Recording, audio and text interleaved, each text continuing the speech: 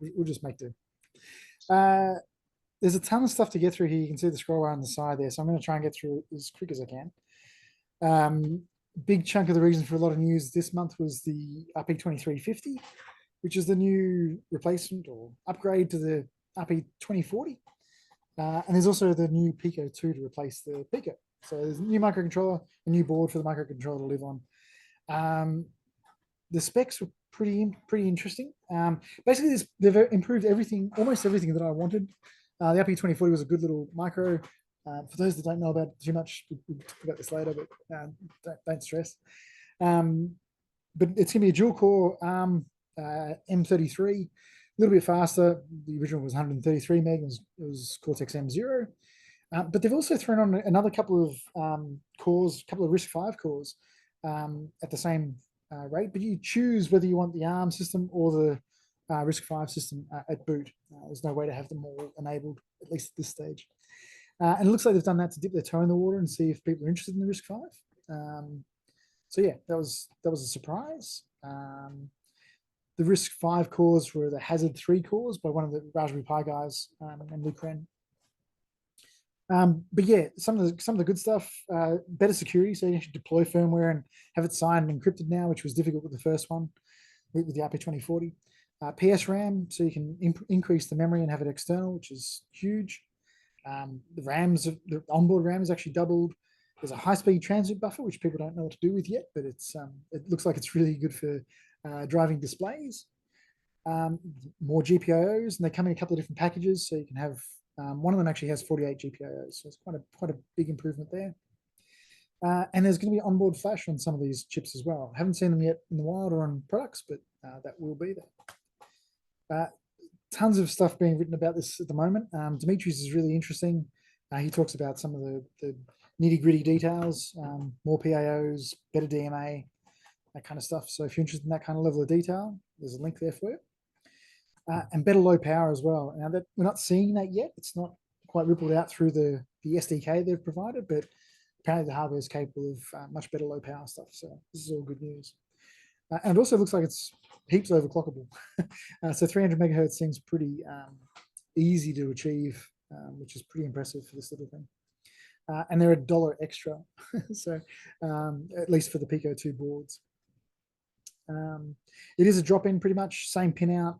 In terms of the micro, there's only a slight difference in the pin out. In terms of the board, it's a drop-in replacement, even with the micro B USB port, which was a bit controversial. People were expecting a USB Type-C. But yeah, all this is all good news. It's a really good, powerful chip. They've been working with manufacturers because on day one there was like 30 boards released. I won't go through all of them today, but there's a link there. You can go have a look at all those boards. We'll cover some of them that I managed to pick up. And Damien, I think I saw you sneaking in there, Damien. He had been working with the foundation, Raspberry Pi Foundation, since something like January or something like that. Damien, is it? Correct me if I'm wrong. Yeah, about then. Yeah. About then. And so on day one, Damien had pre-built binaries for MicroPython for the Raspberry Pi Pico 2 board. I've been trying it on a couple of boards and it's working pretty well. There's still a few things to tidy up, but it's in pretty good shape here, Damien. Yeah, there are a few things like light sleep, deep sleep, and I think some ADC. Because of all the expanded pin, you can get more GPIO. There's essentially 2 ports, and yeah, there's a few things that have to be fixed around that. I couldn't test it because I didn't have a bigger part, but I do now, so cool. I can test that stuff. Yeah, hopefully it will be merged very soon, and then we can start fielding more bug reports about it and fixing more things. But yeah, yeah, as you were saying, it's a very nice improvement upon the previous chip with all those extra features that I think people asked for and got their requests granted, which is really good.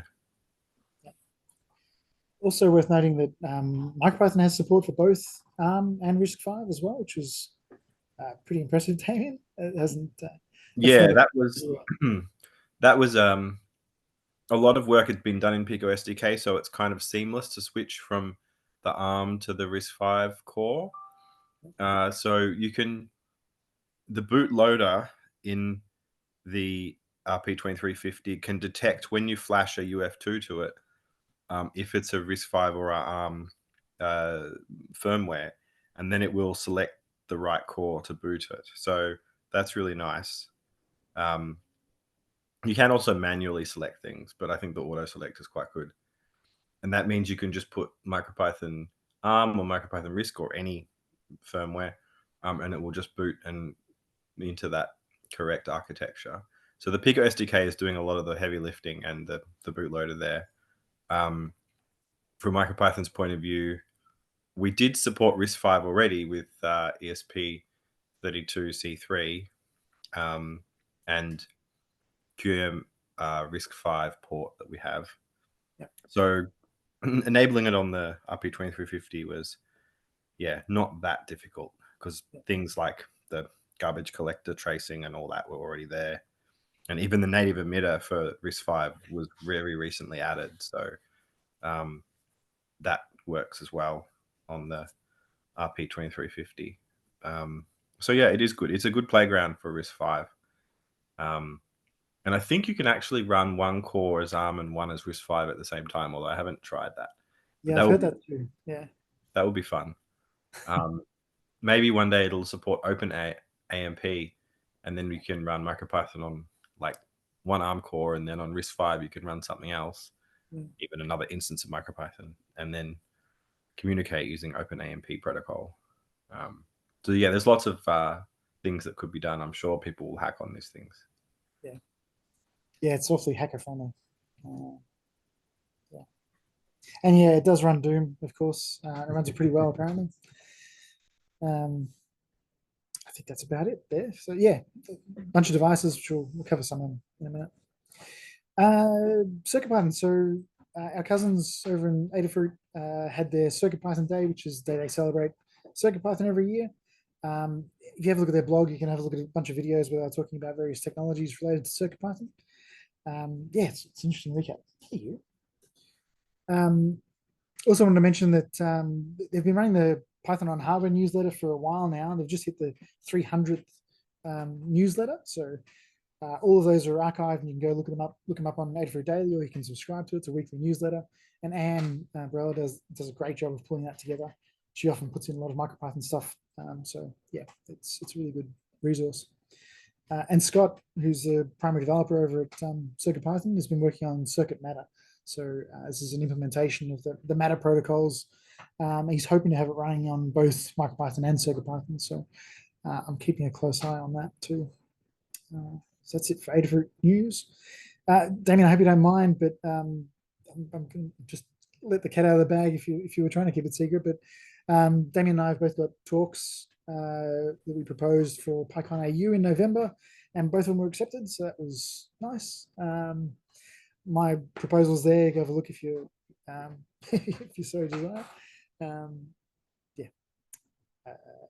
In PyCon news, the videos from PyCon US are now online. There's 156 of them. I expect you to watch them all by next month. And in that time frame, we'll also have the Espressif DevCon. So Espressif makes the ESP32 range. They've got like a 3-day conference this year. Talks are from 9 o'clock till 2 o'clock in the morning here. A bit rough for the end of the day. But yeah, they'll be available. And there's some pretty interesting talks if you're interested in the nitty-gritty details of ESP32. PySheets we've talked about in the past. This is that PyScript website that uses MicroPython as well as CPython. That is now open source. You can use it under the GPL license, or you can purchase the license and use it commercially. I spoke to Chris briefly about that and his decision for making it go open source, which was apparently always part of his plan. So you can read up there about what he said further on that. I just do hope that he gets some good money coming in, because it's a good application. Proteus VCM announced support for MicroPython. I had no idea what Proteus was, but apparently it's for circuit simulating. So you can design a circuit in software. You can simulate a lot of it. So it has a SPICE electronic simulator inside it, but it also allows you to deploy software to their devices. What they've done is actually support MicroPython as a first-class support, so you can just drop MicroPython code onto their simulated devices. So all this is being simulated in software. So looks quite interesting. Commercial product. Again, haven't used it, but if anyone has, be curious to know what they think. Viper IDE, I mentioned to a couple of guys here just before. We've also talked about it the last couple of months. Vladimir has been working on it. And I guess the more recent features were the disassembler. So you can disassemble your code to bytecode in the browser now. Mostly as a learning aid. He was just sort of wanting to see how it converted in bytecode. And there's also an implementation of the Pi minifier, so you can minify your Python code. Again, this was kind of a playground thing for Vladimir. He was looking at how to integrate it, and the Pi minifier one is quite interesting. Like he's actually running that in MicroPython, running in the browser on the MicroPython code you're running. So it's a little bit meta, but pretty interesting implementation. Worth keeping an eye on Viper IDE. It's great. And just sort of hot off the press, which was today, I think, Vladimir's also announced a successful proof of concept that he had, which was he's also involved in WebAssembly. And so what he's done is, well, let me bring this up. I've got a discussion point here. So the proof of concept here is compiling WebAssembly to MicroPython dynamic modules, right? So this picture is kind of important. You can build source code in any language that can compile down to WASM. Take your WASM bytecode, and then you can compile it to C. And this can be an automated step.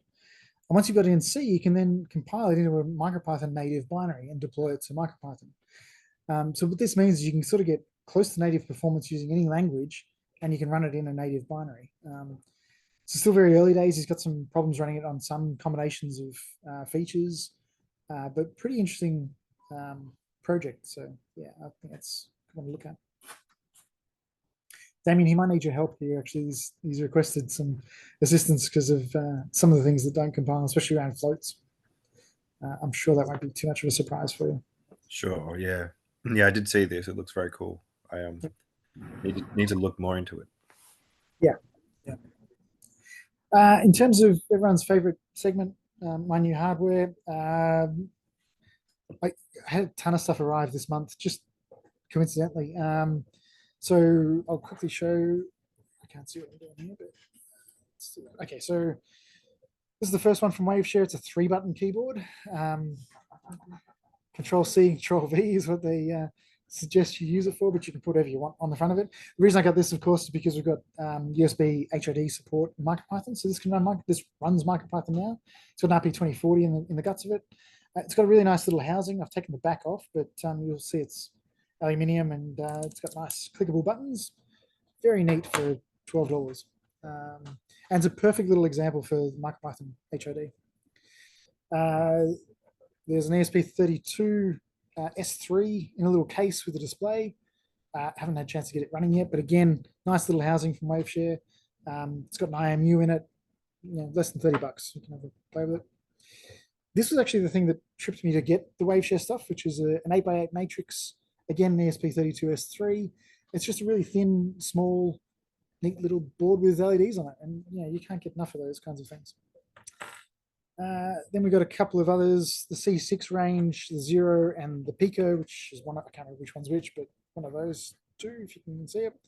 Mostly because I want to test the C6 more with MicroPython. And that was it from Waveshare.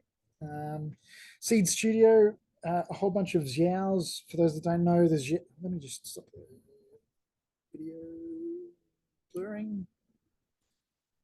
So the Xiaos are this small, I don't know if the camera's going to pick it up on it, but small little form factor, made by Seed, made for a whole bunch of processors.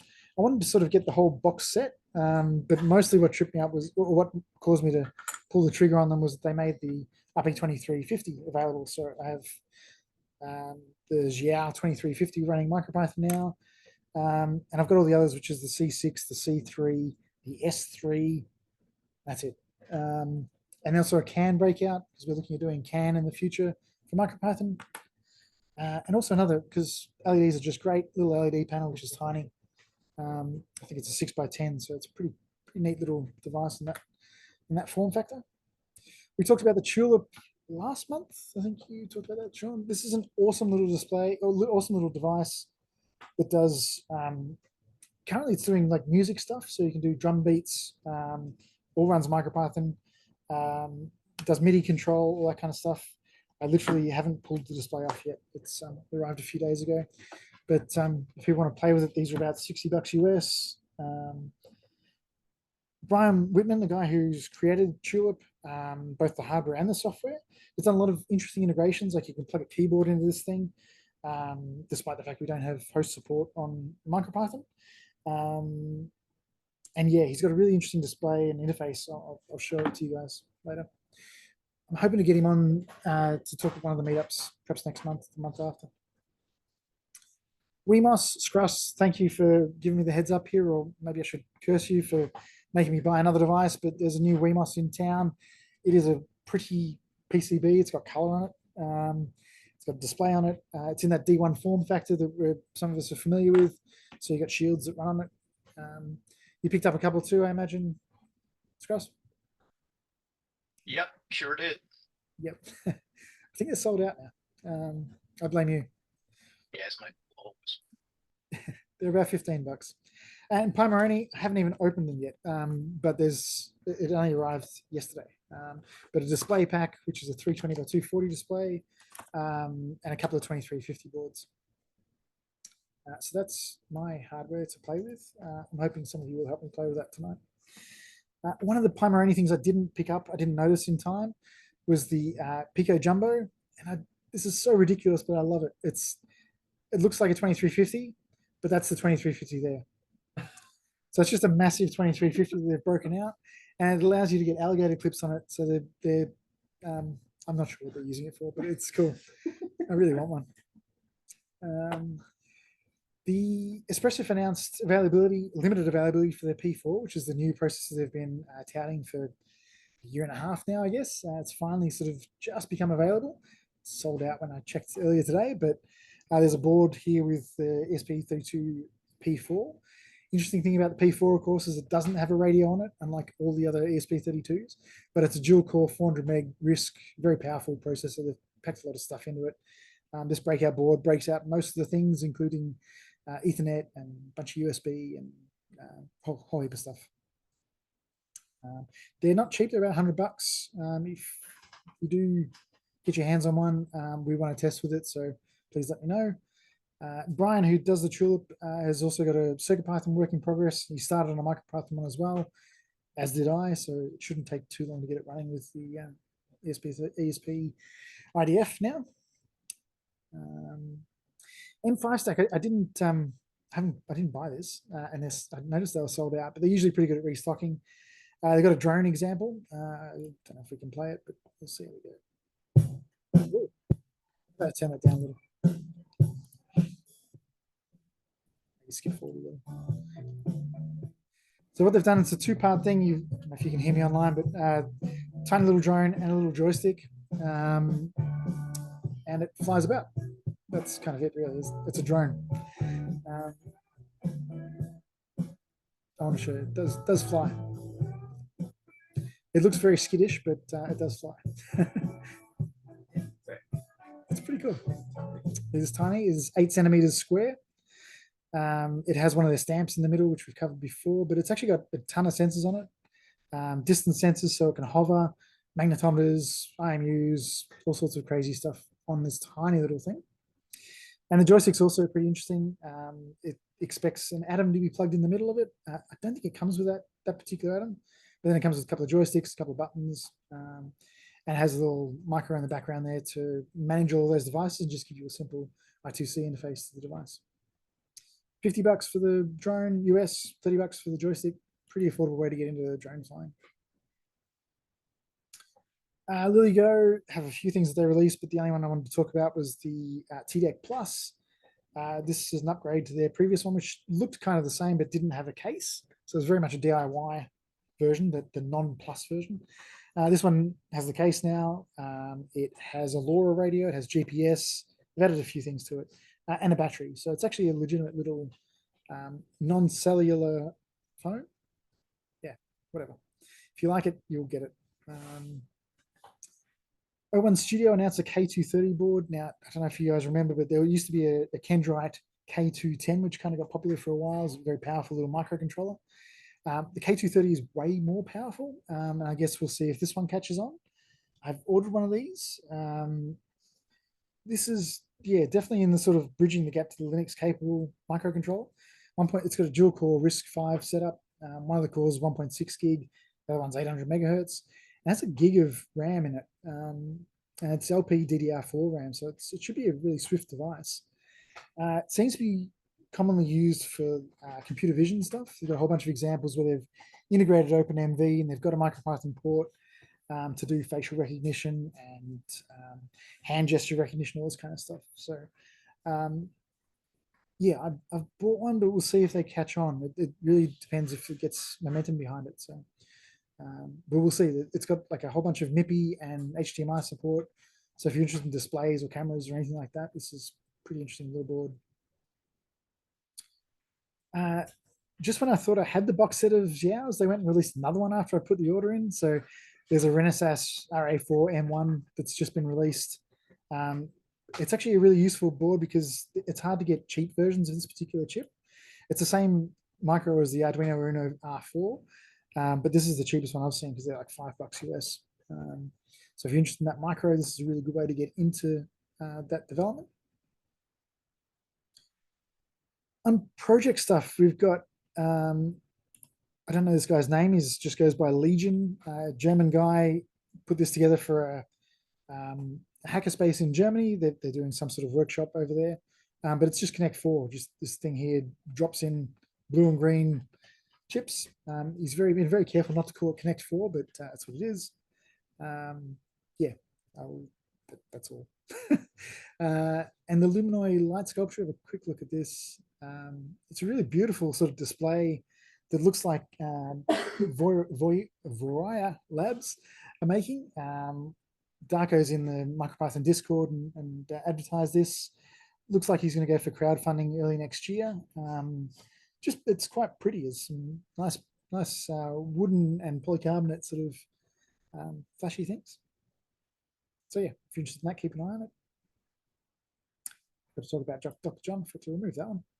But we'll skip across to Mike Bell, who was involved in Tiny Tapeout. For those that don't know about Tiny Tapeout, it lets you create your own ASIC for cheap. If you're interested in that kind of thing, come talk to me afterwards because it's a super interesting project. Anyway, Mike's designed his own RISC-V processor. Got it running on Tiny Tapeout 4, which is one of the more recent versions of Tiny Tapeout. And then he ported MicroPython to it, so he could actually interact with his RISC-V processor running on his ASIC. And so, yeah, it all works. So that was really cool to see. Will Wang, I bumped into this guy on Twitter. He seems to be an electronics kind of guy. He's basing this on some research, right? So he's built this board and this daughter board. There's an FPGA here. It's nice 40. For those who are in the know, and it's surrounded by 32 IMUs. And there's been some research where is it power on? Yeah. Just check the screen just went dim. Sorry. Can we get power on these? Should be plugged in? I don't know if it's actually turned on. No. Thank you. That's better. Whoa. Sorry, folks. There we go. So yeah, FPGA with 32 IMUs. Yeah, okay. And the whole point here is to do, what do you call it? Inertial guidance. So you can do inertial guidance without having a GPS signal or without having a differential signal. The point of having so many IMUs is because you can reduce a whole bunch of errors. So some research has proven this out, and Will's trying to try it out himself. So the interesting thing here is that he's got MicroPython running on the RP Pico here. It deploys the gateway to the FPGA, and also the FPGA collates all of the information and does processing on the IMU data, and then spits it back over UART back to the MicroPython side. So yeah, pretty interesting project. If you're interested in guidance systems or that kind of thing, it'd be worth having a look. Dave Bell, who works at Raspberry Pi, had a really cute retro incandescent light. There's a Pico behind there, which is controlling the lights. That's about all there is, but it looks cool. If you're interested, he's got a write-up on how he built it. Hackaday had a couple of popular articles. Arya Voronova seems to be a fan of MicroPython. So MicroPython is amazing, and then she talked about MicroPython toolkits. Both of them were pretty popular. Brought out some of the greybeards who wanted to have an argument about C is the only way, which was fun. I grew up on the Amiga computer. I'm sure some of you also share that fondness in your heart for that computer. And there's a port of MicroPython for it that's now on AmiNet, which is kind of like the PyPy for Amigas. So yeah, it now runs in the 68K processor. So I'm going to have to get my old Amiga up and running, and even there's a typo there, and see if it works. That's pretty cool. There's a really good Instructables by a guy just known as Just Another Person.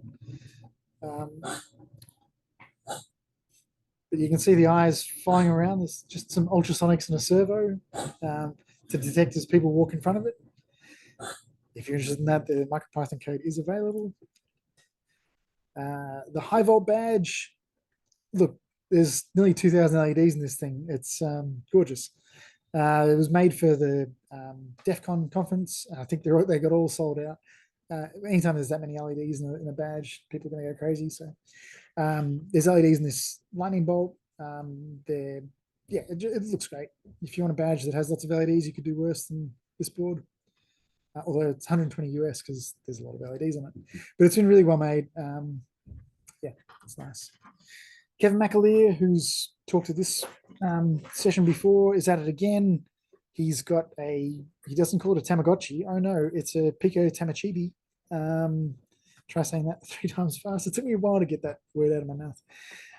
But he's got all these instructions on how to build this thing, build it around a Pico 2. Kevin just does a bang up job of explaining things and then putting all the information in to allow you to do so. So that was great. Okay, we're getting towards the end. Sorry, folks. I wanted to give a shout out to John Norby. He's been doing some fantastic work on the Discord channel. He's been posting when he triages a whole bunch of MicroPython issues. John, if you're watching this later on, thank you very much. You've gone through hundreds of these things over the past couple of months, and it really helps to close all the old issues out and just chase them all up. So it's been a huge help. So thank you. Yes, thank you very much. Yeah, what you want. And if you're in machine learning, I just want to give a shout out to John's project as well, which is EM Learn MicroPython, which allows you to do things like publish machine learning from scikit-learn and run it on a microcontroller using TinyML. It's a pretty cool library. MicroPython, I noticed today that we had 999 members, but we had the 1,000 tick over. Sorry if you're trying to click over that 1,000, but Eon, I don't know who you are, but welcome, user number 1,000. But I definitely want to get away from Meetup. I just received an invoice for 220 US for 6 months of using that application. It's not a good system. It's buggy. So yeah, we've got to get off it, but it's a pain. You may not have noticed, but we never had a fav icon until today. So we now have this fav icon. It's beautiful. Yeah, the things I do for you guys. We're talking about a Docker build system today, so I thought it was worthwhile having a quick joke at its expense. Yeah. And for the juniors, I like this one too. If you're going to use Git, you might as well alias Git pull to yoink and Git push to yeet, and you can be cool with the youngsters as well. And that is it, folks.